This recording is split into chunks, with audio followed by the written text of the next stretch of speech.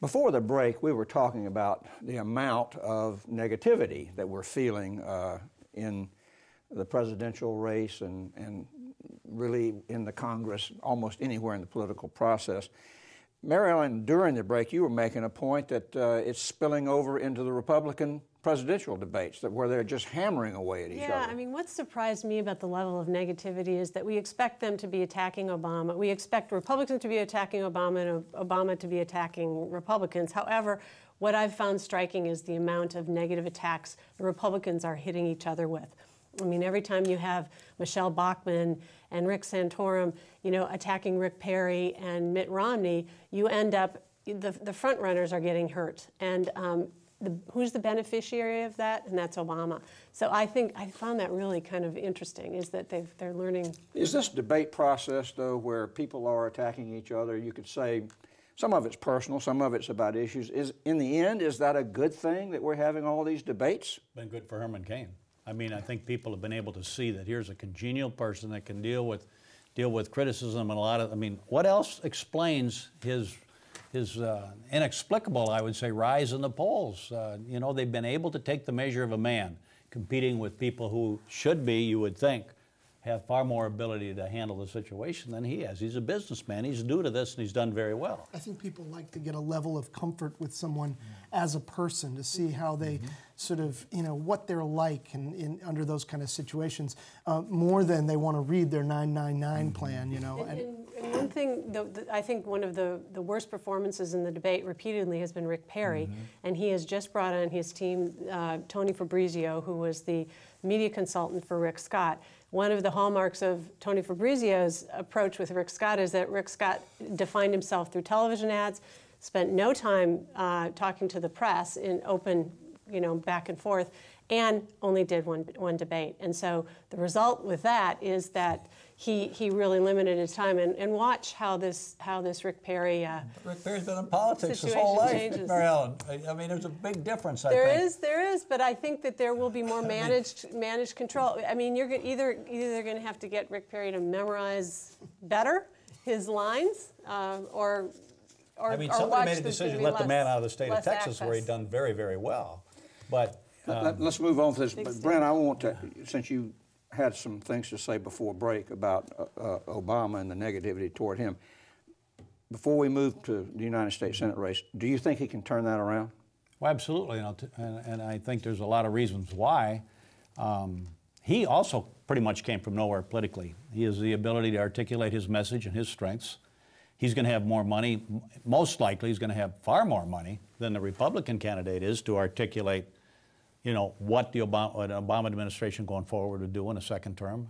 Certainly. I think to write off an incumbent president, and how can times be much tougher and rougher and more animosity among the public than they are today? I mean, you'd like to think that a year from now, and that's what we're talking about, a year from now, hopefully things are going to be better to some degree in this country in terms of unemployment, in terms of our soldiers being back in the United States.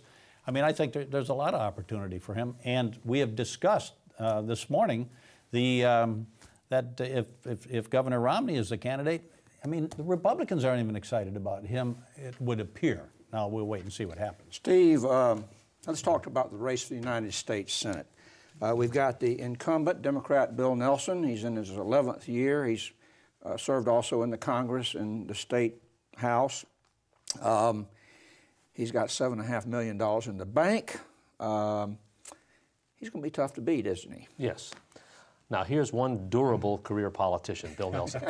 Bill Nelson likes to talk about a guy who's not afraid of being identified as a career politician. He talks about the first time he was on the ballot in 1972 was the year of Richard Nixon's re-election. And he won, I think, a state legislative seat probably in a heavily Republican district. And he's still around. On the other side, you've got what I refer to as the Gang of Four. Four Republicans who are trying to scratch out some advantage, but look at this. Former State Representative Adam Hasner from Delray Beach, George Lemieux, of course, the Charlie Crist appointee, who is now trying to win the Senate seat, to the United States Senate, is now trying to win a term on his own. Former military man Mike McAllister, and Craig Miller, restaurateur. He built Ruth's Chris Steakhouse.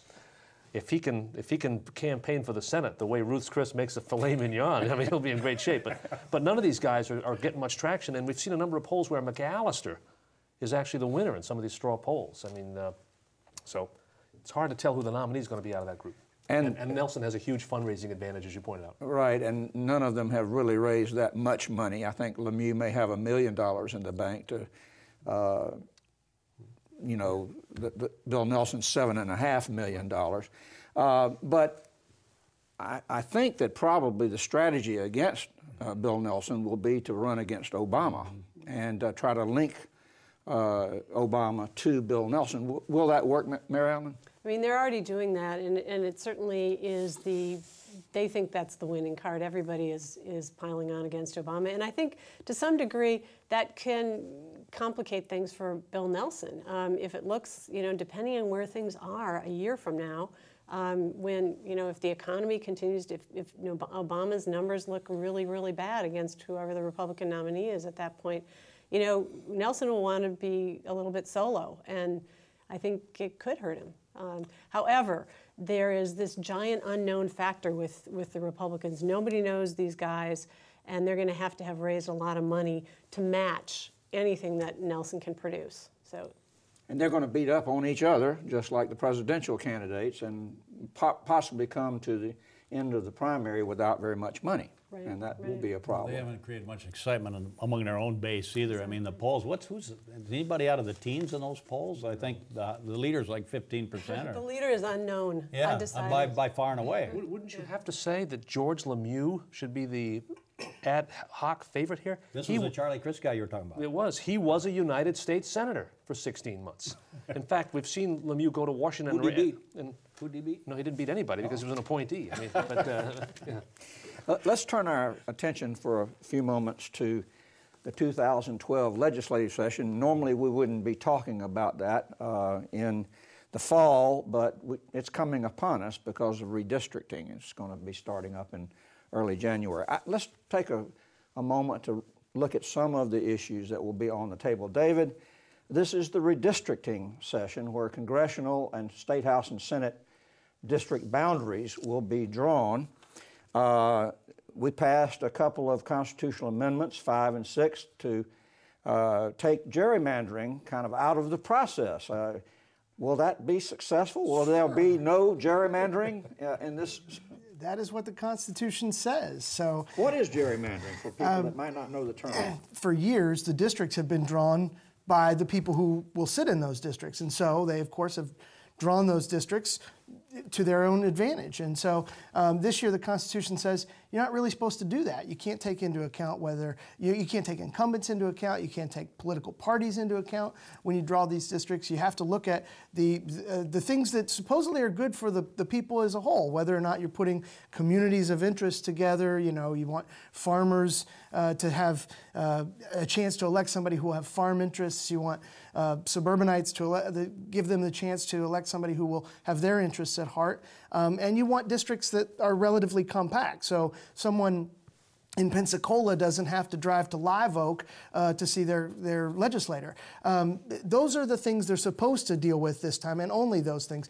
The federal government also says you have to make sure that minorities have a chance to have access to representation. What that means isn't exactly clear, but they've got to navigate all of these things supposedly without taking their own interests to heart this year. I am like many others. I'm highly skeptical that they can really do that, but that's what they're supposed to try to do. All right, we've got a couple of minutes left. Let's kind of do a rapid fire on it. All right, Mary Ellen, the budget situation of the state going into the 2012, the state budget. The state budget is once again in very difficult situation. They have about a $2 billion deficit at least. The Senate president recently said it's probably going to exceed that. So they got to find a way to cut because they won't be raising any more revenues. Okay, what are you thinking? Ultimately about $4 billion when you add a reserve fund? I don't know. Is that what it looks like? I mean, Depends on whether there's gambling revenue. well, that's the other thing is how quickly can they get some new money in? And obviously there's this push to bring casino games into Miami. And Steve, will they be successful in passing legislation for big casinos in 3 areas of the state? I say no. I mean, this is the gambling expert I'm sitting next to here, but I don't think so. I think that there is still among the more conservative wing of the Republican Party, a great, great resistance to expansion of gambling. There's a lot of gambling in this state. You can gamble almost any place you want. Brent, will the governor be successful in passing major reforms of higher education like Republicans have reformed K through 12? Well, that's a good question. I really, that's one I don't know that I can predict, Steve. So. Okay, that's it. Thank you all so much for joining us, and we'll see you again soon.